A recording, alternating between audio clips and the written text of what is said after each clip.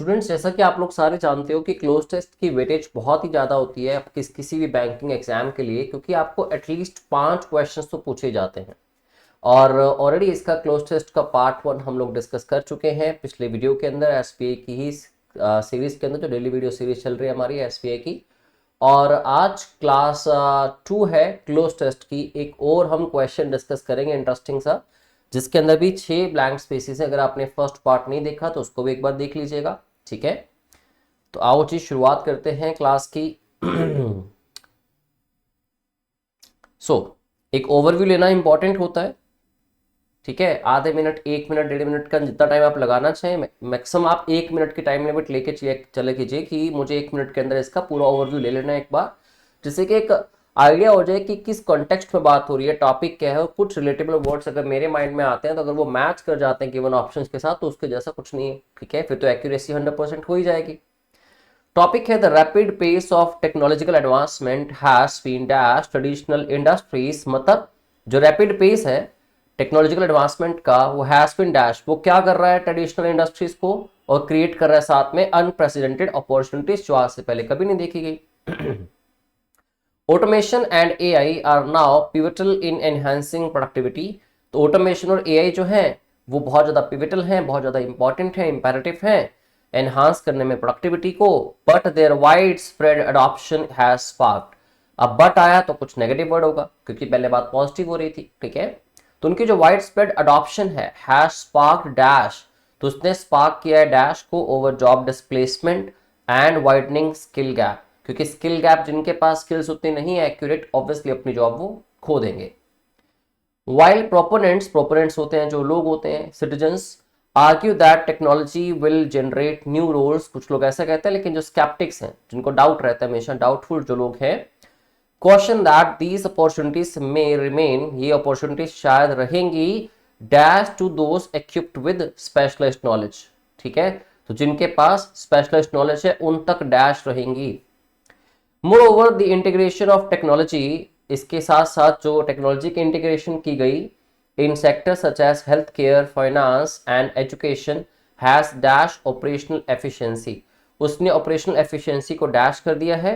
Yet it also underscores the importance of ethical considerations.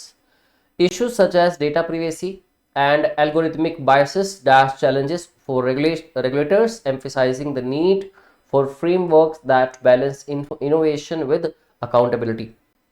As organizations adapt to this evolving landscape, जैसे जैसे organisation adapt हो रही है, अपने आप को ढाल रही हैं इन इवॉल्विंग लैंडस्केप के साथ साथ, द एम्फेसिस, जो मेन जोर है, मस्ट शिफ्ट टूवर्ड, किसकी तरफ शिफ्ट होना चाहिए, towards dash a resilient and future ready workforce. एक स्ट्रॉन्ग और फ्यूचर रेडी वर्कफोर्स की तरफ जो है ट्रांसफॉर्म या शिफ्ट हो जाना चाहिए पूरा का पूरा ध्यान या एम्फेसिस। किसके through? Through continuous learning and upskilling initiatives, continuous learning और अपस्किलिंग इनिशिएटिव्स के जरिए। तो देखते हैं क्या ऑप्शंस आपके पास हैं, ठीक है। इसको थोड़ा क्रैक करके देखते हैं किस तरह के फिल इन द ब्लैंक्स में, कौन से क्वेश्चंस में कौन से वर्ड्स फिल हो सकते थे। जैसा कि लाइन गिवन है यहाँ पे, the rapid pace of technological advancement, just moment. तो जो टेक्नोलॉजिकल एडवांसमेंट का रैपिड पेस है, उसकी तेज गति है, has been dash traditional industries, traditional industries को डैश कर रही है एंड क्रिएटिंग, और साथ साथ बना रही है अनप्रेसिडेंटेड अपॉर्चुनिटीज, वो भी क्रिएट हो रही है। तो हैज बीन इरोडिंग, दोस्तों इरोडिंग का मतलब होता है हैज बीन डिस्ट्रॉइंग, तो वो डिस्ट्रॉय कर रही है ट्रेडिशनल इंडस्ट्रीज को। ये तो वर्ड नहीं आ सकता, ये तो नेगेटिव वर्ड हो गया, ठीक है। अब रैपिड पेस टेक्नोलॉजिकल एडवांसमेंट का कुछ फायदा ही होगा। फायदा क्या होगा? ट्रेडिशनल इंडस्ट्रीज को डैश बना रही है, क्योंकि देखो आप फायदा, मैं एंड क्यों कह रहा हूँ कि यहाँ पे वर्ड पॉजिटिव आना चाहिए, क्योंकि देखो आप एंड के बाद लिखा है क्रिएटिंग अनप्रेसिडेंटेड अपॉर्चुनिटीज, तो एक पॉजिटिव एक्सप्रेशन दिख रहा है यहाँ पे आपको, एक पॉजिटिव इंपैक्ट है। तो ऑब्वियसली एंड के पहले भी क्या होना चाहिए? पॉजिटिव होना चाहिए, बट तो नहीं था यहाँ पे। तो इरोडिंग का मतलब तो डिस्ट्रॉइंग होता है, इरोड करना मतलब डिस्ट्रॉय करना, ये तो नेगेटिव हो गया, गलत हो गया। रिवाइटलाइजिंग का मतलब है स्ट्रॉन्ग बनाना किसी को, ठीक है। किसी की स्ट्रेंथ में कमी है, उसको स्ट्रॉन्ग बना देना, उसको पहले से ज्यादा। तो ये तो स्ट्रॉन्ग बनाने की बात नहीं कर रहा, ये तो कुछ उसमें टेक्नोलॉजिकल एडवांसमेंट की वजह से ट्रेडिशनल इंडस्ट्रीज में कुछ चेंजेस जो आए हैं उसकी बात कर रहा, ना कि वो वीक थी पहले, ठीक है। तो बी ऑप्शन नहीं आ सकता, सी डेफिनेटली हो सकता है। ट्रांसफॉर्मिंग, तो उनको ट्रांसफॉर्म कर रही हैं ट्रेडिशनल इंडस्ट्रीज को, ठीक है। कौन कर रहा है? टेक्नोलॉजिकल एडवांसमेंट उनको ट्रांसफॉर्म कर रही है और क्रिएट कर रही है अनप्रेसिडेंटेड अपॉर्चुनिटीज। दोस्तों मार्जिनलाइजिंग फिर से एक नेगेटिव वर्ड हो जाएगा। मार्जिनलाइजिंग का मतलब ये होता है कि किसी को ऐसा फील करवाना कि वो इंफीरियर है, ठीक है। इसीलिए उससे बनती है मार्जिनलाइज्ड कम्युनिटीज जो इंफीरियर फील करती है, ठीक है, जिनको डिस्क्रिमिनेट किया जाता है। तो डी नहीं आ सकता। और स्टैग्नेटिंग तो उनको स्टेबल कर देना, मतलब उनको वहीं ठहरा देना। तो ई ऑप्शन भी नहीं आ सकता। इस तरह से आप देखें तो ऑप्शन सी ही आपका करेक्ट आंसर बनता है। आप भी इस क्वेश्चन को मेरे साथ साथ सॉल्व कीजिए। जो भी 6 फिल इन द ब्लैंक्स हैं इनको सॉल्व कीजिए और कमेंट बॉक्स में अपने कोई डाउट है वो पूछिए मुझसे, या फिर आपने क्वेश्चंस करेक्ट किए, अगर 6 में से कितने आपके करेक्ट थे वो मुझे प्लीज बताइएगा, ठीक है। तो अगला ब्लैंक स्पेस है जी, ऑटोमेशन एंड आर्टिफिशियल इंटेलिजेंस। इसकी बात हुई थी ऑटोमेशन और एआई की। आर नाउ पिवटल, बहुत ही इंपॉर्टेंट है, इंपेरेटिव है इन एनहेंसिंग प्रोडक्टिविटी, प्रोडक्टिविटी को बढ़ाने में बहुत इंपॉर्टेंट है। बट पहले बात पॉजिटिव हुई है, बट आया तो दैट मीन्स इसके बाद बात नेगेटिव शुरू होने वाली है, ठीक है। Their widespread adoption has sparked dash, तो इनका जो वाइड स्प्रेड अडॉप्शन है, जो लोग जगह जगह पे इसको अडॉप्ट कर रहे हैं, तो उसने स्पार्क कर दिया डैश ओवर किस चीज पर? जॉब डिस्प्लेसमेंट पे, ठीक है, एंड वाइडनिंग स्किल गैप के ऊपर। तो स्पार्क किए हैं बेनिफिट्स, बेनिफिट स्पार्क किए हैं तो पॉजिटिव वर्ड हो गया, ठीक है। या तो आपको न्यूट्रल वर्ड फिल करना है या फिर आपको फिल करना है कोई भी नेगेटिव वर्ड। तो हैज स्पार्क्ड बेनिफिट्स। अब ये अगर बट कह रहा है तो बेनिफिट स्पार्क कर दिए हैं, तो फिर आगे क्यों कह रहा है? Job displacement and widening skill gap.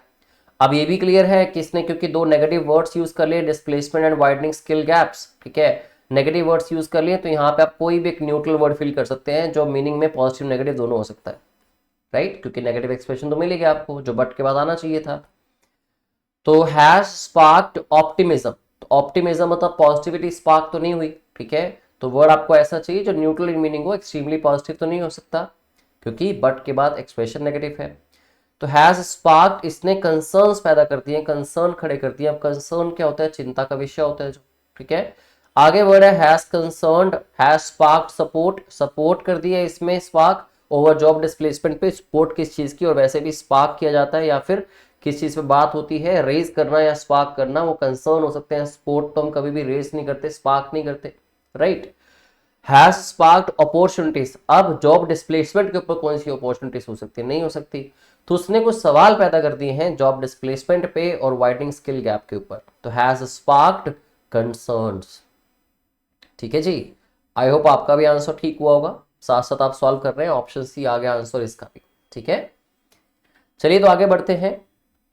अब एक तरफ से कह रहे हैं कि कुछ प्रोपोनेंट्स हैं, जो सिटीजन्स हैं, जो डेनिजन्स हैं, वहाँ के जो लोग हैं, उनका मानना है while proponents argue that technology will generate new roles।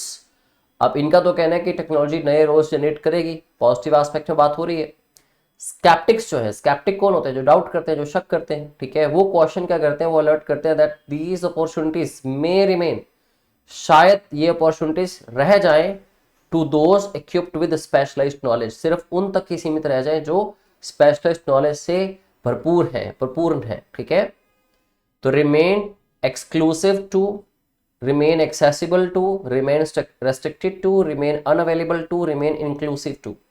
inclusive तो होता है including all, ठीक है, कोई भी चीज जिसमें सारी चीजों को ऐड करके बात की गई, जैसे कोई इंक्लूसिव डिसीजन लिया गया, मतलब सारे एस्पेक्ट्स को देख के डिसीजन लिया गया। कोई प्रोडक्ट इंक्लूसिव है मतलब उसमें सारी सुख सुविधाएं या फैसिलिटीज हैं, तो इंक्लूसिव तो नहीं आएगा। अनअवेलेबल तो उनके लिए नहीं होगी डेफिनेटली जिनके पास एक्यूप्ड नॉलेज है, ठीक है। रेस्ट्रिक्टेड भी नहीं होंगी, अनअवेलेबल रेस्ट्रिक्टेड तो वैसे नेगेटिव वर्ड्स थे, दोनों आपको डिलीट करने थे। तो कहते हैं कि शायद एक्सेसिबल रह जाए या एक्सक्लूसिव रह जाए। यहाँ आपको सोचना है, बहुत से स्टूडेंट एक्सेसिबल वर्ड को ऑप्शन लगा देंगे, अपना मार्क कर देंगे, बट वो गलत होगा। रीजन, एक्सेसिबल होना मतलब कहीं ना कहीं सबकी पहुंच में होना, ठीक है। Accessible to rural areas, accessible to all the employees, या accessible to all aspirants, aspirants तक इस चीज का एक्सेसिबल होना मतलब उनकी रीच तक पहुंचना, ठीक है। बट ये कह रहे हैं साथ में to those equipped with specialised knowledge, मतलब कोई खास कैटेगरी के लोग जिनके पास स्पेशलाइज्ड नॉलेज होगी इसकी, बस उनके तक ही सीमित रह जाएगा। तो एक्सक्लूसिव वर्ड का दोस्तों मतलब क्या होता है? किसी एक स्पेशलाइज्ड इंडिविजुअल या किसी एक स्पेशलाइज्ड या किसी पर्टिकुलर ग्रुप तक ही किस चीज का एक्सेसिबल या अवेलेबल होना, उसको कहते हैं एक्सक्लूसिव। जैसे अगर मैं कहता हूं कि एक्सक्लूसिव कोर्स है तो जो एक्स्ट्रा पेमेंट देंगे सिर्फ वही उसका बेनिफिट ले सकते हैं, या एक्सक्लूसिव कोर्स है, एक्सक्लूसिव प्रोग्राम है जिसमें पहले बच्चों का बेस क्लियर होगा, तो जिनका बेस क्लियर है बहुत अच्छे से वही इन क्वेश्चंस को अच्छे से समझ पाएंगे। तो जिनके पास इक्विप्ड नॉलेज है बस उन तक ही सीमित रह जाएगा, ठीक है। तो उसके लिए वर्ड का यूज होगा आपका यहाँ पे एक्सक्लूसिव, ऑप्शन है, ठीक है। तो चलिए आगे बढ़ते हैं, अगला क्वेश्चन क्या है देखें। More over the integration of technology, अब इसके साथ साथ जो इंटीग्रेशन हुई, इंटरकनेक्टिविटी हुई टेक्नोलॉजी की in sector such as health care, finance and education, has dash, उसने डैश कर दिया है ऑपरेशनल एफिशिएंसी को। अब ऑपरेशनल एफिशिएंसी को डैश किया है, अब टेक्नोलॉजी का तो बेनिफिट बता रहे हैं, ठीक है। तो वर्ड तो इतना पता है कि कोई पॉजिटिव वर्ड ही आएगा कि उन्होंने ऑपरेशनल एफिशिएंसी को डैश कर दिया है, ठीक है, मतलब अच्छा ही बनाया होगा। येट इट ऑल्सो अंडरस्कोर्स, अब देखो येट लगा के बात नेगेटिव शुरू हुई और अंडरस्कोर्स, अब आपको भी कैसे पता लगा कि येट के बाद बात नेगेटिव होगी या पहले पॉजिटिव होगी। देखो येट के बाद लिखा है अंडरस्कोर्स, ठीक है, दैट मींस ये बात नेगेटिव होगी। अगर येट के बाद ये बात नेगेटिव है तो ऑब्वियस सी बात है कि पहले बात पॉजिटिव ही हुई होगी, है ना। तो yet it also underscores the importance, मतलब उसको थोड़ा फेड कर देता है, फेड आउट कर देता है इंपॉर्टेंस ऑफ एथिकल कंसिडरेशन को, ठीक है। तो दोस्तों वर्ड देखते हैं, एजुकेशन हैज हैम्पर्ड, ठीक है, हैम्पर्ड तो नेगेटिव वर्ड हो गया, उल्टा उसमें कुछ दिक्कतें खड़ी कर दी। हैज एनहांस्ड हो सकता है, enhanced operational efficiency, operational efficiency को बढ़ा दिया है। डिसरप्टेड भी नेगेटिव वर्ड हो गया, ठीक है, डिसरप्ट कर दिया मतलब उसको इंटरप्ट कर दिया है। न्यूट्रलाइज, न्यूट्रलाइज में देखो लास्ट में डी ही नहीं है, हमें तो हैज के बाद पता है कि वर्ब की थर्ड फॉर्म चाहिए, और ये वर्ड भी कॉन्टेक्चुअली इनकरेक्ट है और ग्रामेटिकली भी इनकरेक्ट है। अब दोस्तों एम्पलीफाइड का मतलब क्या होता है, एम्पलीफाइड का मतलब या तो किसी भी इंस्ट्रूमेंट की साउंड को बढ़ा देना, एम्पलीफाई करना, या फिर to add something, to make something more clear. तो किसी भी चीज को और ज्यादा क्लियर दिखाने के लिए या और ज्यादा क्लैरिटी से उसको किसी के सामने रखने के लिए उसमें और फैक्ट्स एंड फिगर्स डाल देना या और चीजें ऐड कर देना, उसको कहते हैं एम्पलीफाई करना, ठीक है। तो एम्पलीफाइड नहीं हो सकता, अपना बेसिक सा इसका आंसर था एनहांस्ड। तो जो इंटीग्रेशन है टेक्नोलॉजी की sector such as health care, finance and education के अंदर, उसने एनहांस कर दिया है किसको, ऑपरेशनल एफिशिएंसी को, एफिशिएंसी बढ़ गई है इसकी वजह से, ठीक है। तो चलिए पांचवा क्वेश्चन करें। पांचवा क्वेश्चन है जी, issues such as data privacy and algorithmic biases. तो जो इश्यूज है जैसे कि डेटा प्रिवेसी का इशू है या एल्गोरिथमिक बायसेस का इशू है, जैसे एल्गोरिथमिक बायसेस का मतलब है कहीं ना कहीं लोगों के बीच में भेदभाव दिखाना, या फिर बायस्ड होना मतलब कहीं कहीं पे पार्शियलिटी दिखाना, ठीक है। तो एल्गोरिथमिक बायसेस जो है वो डैश कर देते हैं चैलेंजेस को फॉर रेगुलेटर्स। तो वो अब क्योंकि देखो डेटा प्रिवेसी के बाद एल्गोरिथमिक बायसेस की बात हुई, तो यहाँ पे नेगेटिव कॉन्टेक्स्ट में बात हो रही है, वो चैलेंजेस को रेगुलेटर्स के लिए डैश कर देते हैं, emphasizing the need for framework, जिससे कि जरूरत महसूस होती है एक फ्रेमवर्क बनाने की जो बैलेंस कर सके इनोवेशन को अकाउंटेबिलिटी के साथ। दैट मींस कुछ नेगेटिव हो रहा है यहाँ पे, राइट। अब नेगेटिव में देखें तो क्या हो सकता है, वर्ड कौन सा आ सकता है, बायसेस डैम्पन दी चैलेंजेस, चैलेंजेस को डैम्पन करना, ये तो फिर चैलेंजेस को कम कर रहे हैं, ठीक है, चैलेंजेस को कम कर रहे हैं। डैम्पन का मतलब क्या होता है, किसी को सूद करना, काम करना, या उसके इंपैक्ट को कम करना मतलब मिटिगेट करना, ठीक है। तो ये वर्ड तो नहीं आ सकता, चैलेंजेस तो बढ़ा रहे हैं, ये उल्टा चैलेंजेस को एलिमिनेट कर दिया मतलब चैलेंजेस निकाल ही दिए, चैलेंजेस को और बढ़ा देना, उनको इंटेंसिफाई कर देना, फोर्स ही करना मतलब पहले पता लगा लेना, और जक्स्टापोज करने का मतलब होता है टू कंपेयर टू, किन्हीं भी दो चीजों को सामने रख के इंपेयर करके उन दोनों में कुछ कंपैरिजन करने को जक्स्टापोज कहते हैं। तो ऑप्शन ई निकल गया। तो ऑब्वियसली इन चैलेंजेस को या इन प्रॉब्लम्स को और बढ़ा देते हैं, उनको और इंटेंसिफाई कर देते हैं। तो आंसर यहां पे आ गया जी इंटेंसिफाई, ठीक है, फिफ्थ नंबर के अंदर।